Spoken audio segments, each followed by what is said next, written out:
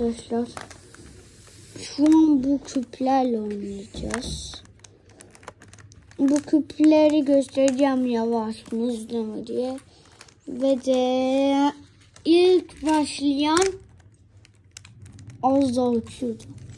İlk başlayan bu küp.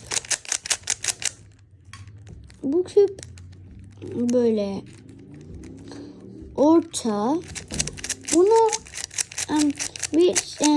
çocuğunuz küp öğrenmek istiyorsanız ya da siz küp öğrenmek istiyorsanız yani oyuncak marketlerde küp bulabilirsiniz ama yavaşlar da bulabilirsiniz. Yani bu küpü alın daha iyi, yavaşlardan almayın. Yani bu tam öğrenmek için bir küp. Yani bu böyle bir küp, o kadar hızlı da değil. Şu an geldik diğer küp. Arkadaşlar bu birazcık yavaş. Evet. Bu biraz ama yavaş. Güzel gözükebilir ama yavaş. Evet. Yani şöyle demeyeyim. Baksana bu hızlı çeviriyor. Hemen gidip ben alayım. Hayır. Bu yavaş. İlk önce uyarıdan söyleyeyim. Bu yavaş. Siz hızlı sanıyorsanız deneyin. Yanılıyorsunuz. Yanılıyorsunuz.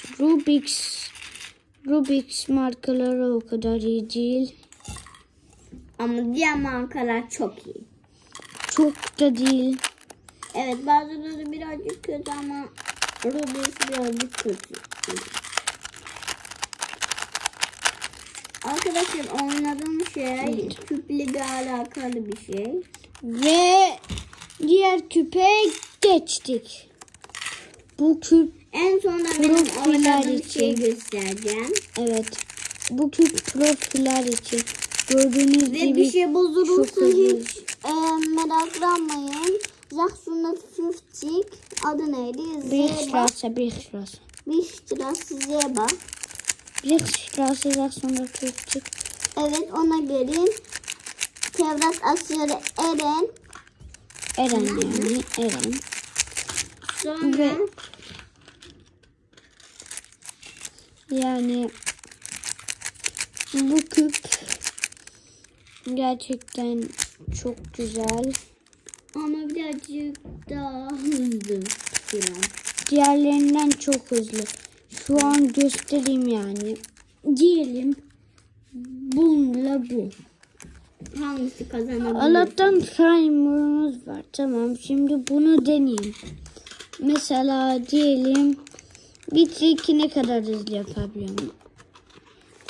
Mesela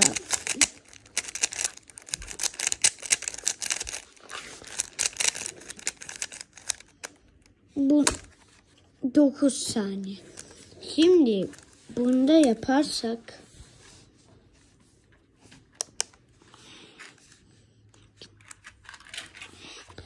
ve evet 4 saniye. Evet. Ve bitti. Yani bu küp diğerlerinden daha iyi.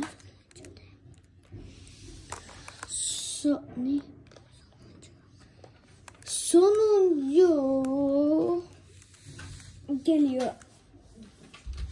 Bu. 10.000 abone gelirse yüzümüzü göstereceğiz. 10.000 değil ya. 150 abone gelirse. Bu video değil de kanalımız 150 abone olursa tamam. Sonuncu da bu. 105. Hayır, 105 kestik. Sonuncu bu. Yani Yavaş. bunu sürpriz yapmak istedim. Bazı kişiler doğrabilir için Önceden bunun küp videosunu çekmiştim. Ve de son bitiyor. Bütün bu küplerle yaptık. Ve yukarıdan bir şey düşecek. Hayır.